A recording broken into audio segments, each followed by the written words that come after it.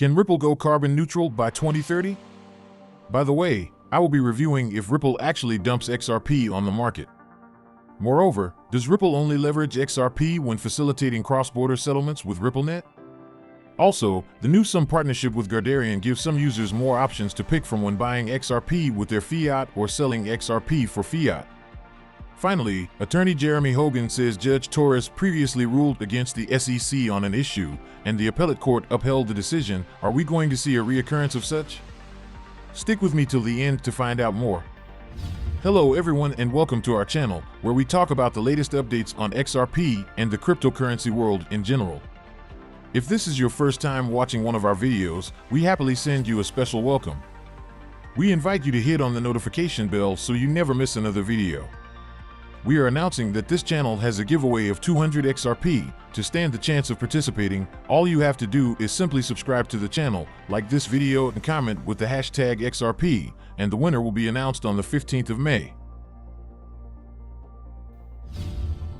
The Global Blockchain Business Council, GBBC, has praised Ripple's XRPL for being the world's first major carbon-neutral blockchain. In its latest annual report, the association lauded Ripple for being at the forefront of the movement toward a more sustainable future by using XRP Ledger as the foundation for its products and services. Ripple uses the XRP Ledger, the world's first major global carbon-neutral blockchain, since 2020, as a foundation for its products and services, said the report.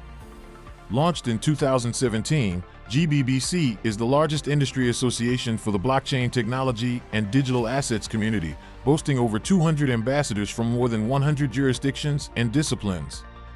As per the report, Ripple's commitment to mitigating climate change has been demonstrated through its involvement with various players like the Alliance for Innovative Regulation, AIR.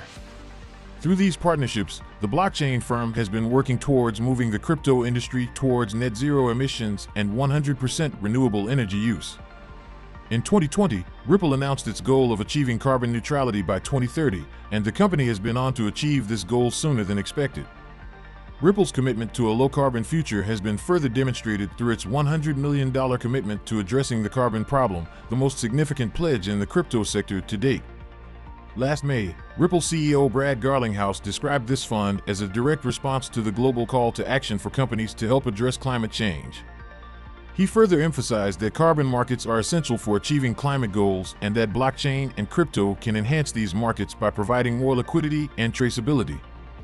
In the past, Ripple has also proposed tokenization as one of the best ways to tackle climate change. As per the firm, by utilizing tokenization and decentralized governance, businesses can easily conduct transactions resulting in more accurate prices and fairer returns for suppliers, driving progress toward climate goals. Furthermore, some crypto community members have continued to allege that Ripple has consistently dumped XRP on the market. Recall that in line with its token unlock initiative, Ripple unlocked 1 billion XRP from escrow on May 1st. A few hours later, the Silicon Valley tech company locked back 700 million tokens to escrow while keeping the remaining 300 million XRP to cater to the demands of its on-demand liquidity business. Despite Ripple's claim, some crypto community members have bashed the company for planning to dump 300 million XRP on the market. These critics assert that such a move would hurt the price of XRP. Interestingly, Bill Morgan, an Australia-based pro-XRP lawyer, took to Twitter yesterday to defend Ripple. In a tweet yesterday, attorney Morgan asserted that Ripple's XRP sales are focused on its ODL customers. For context, ODL is Ripple's payment solution that leverages XRP for cross-border settlements.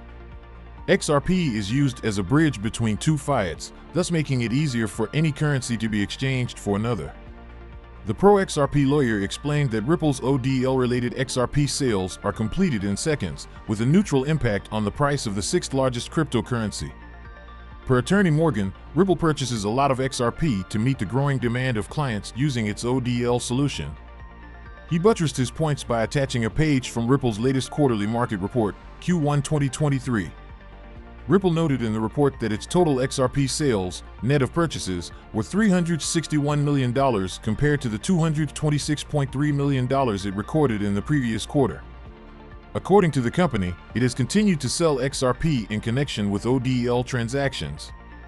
Moreover, the Silicon Valley-based tech company reiterated that since 2020 it had sourced XRP from the open market to make the cryptocurrency available for its growing XRP business.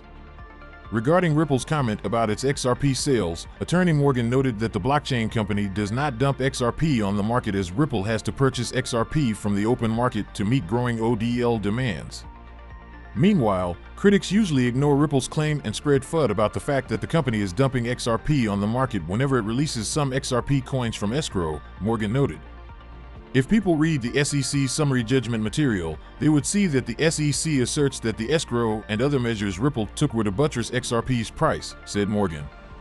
Please, do not forget to subscribe to our channel and also hit that notification bell to be the first person to get more updates about the latest happenings as regards to XRP. Navin Gupta, the managing director for South Asia and MENA at Ripple Labs, has confirmed that the California-based financial technology company currently leverages XRP to facilitate cross-border settlements with its payment solution RippleNet. Gupta disclosed this while speaking with host Xumn on a Cookonomics episode titled Solving Cross-Border Payments with Ripple and the Future of Blockchain. Gupta highlighted the mode of operation of RippleNet as he sought to share insights on how Ripple makes cross-border payments more efficient.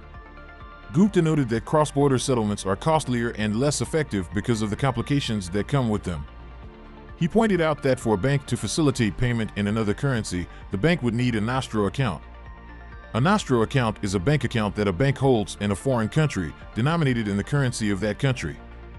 However, as Gupta highlighted, cross-border payments are expensive because the bank needs to cover the cost of bearing the capital cost of the assets deposited in the nostro account.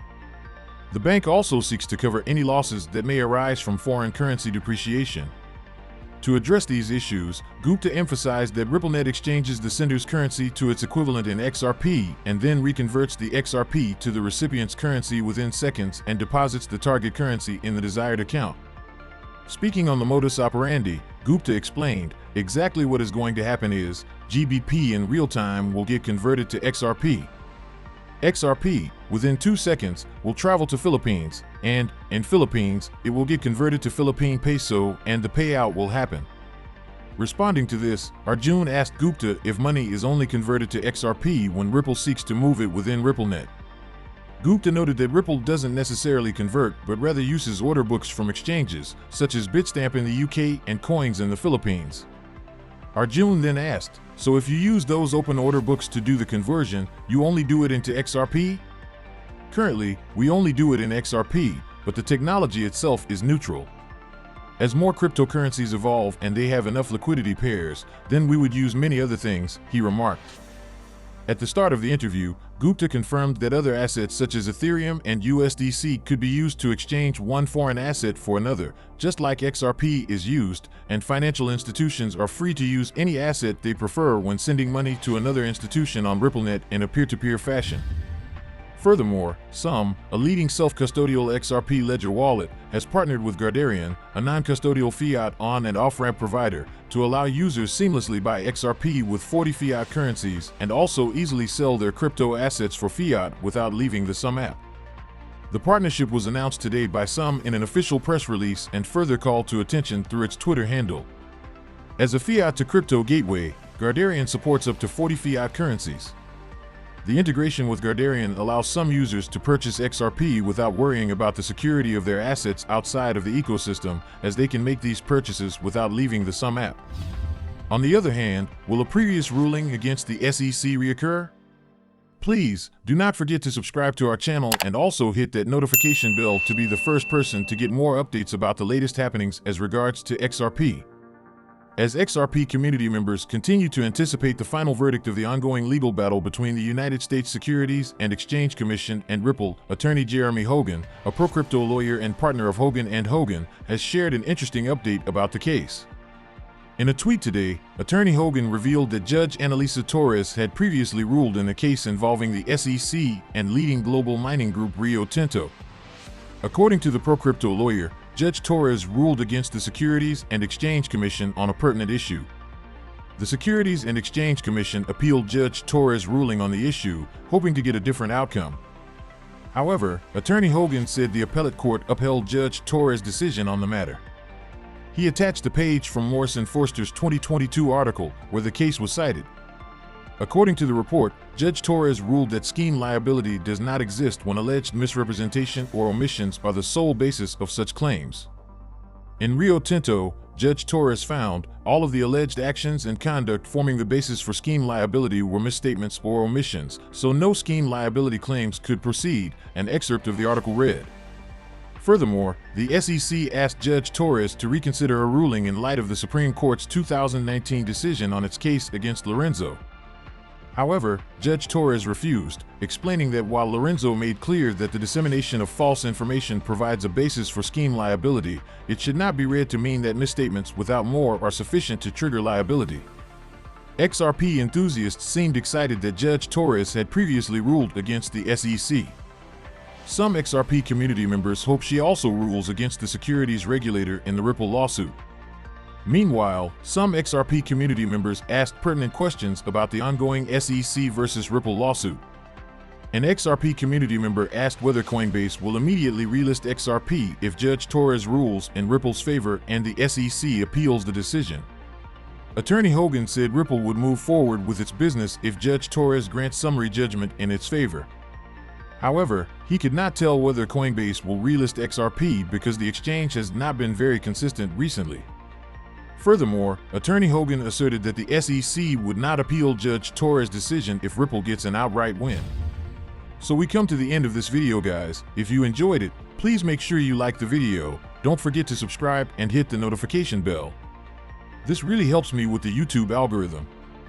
Also, you can help enlighten others just like you have been enlightened by sharing this video to as many people as possible. Let's get this news everywhere, guys. If you are a true cryptocurrency fan, don't miss any of our content. See you tomorrow to talk about the latest news that concerns us all as a community.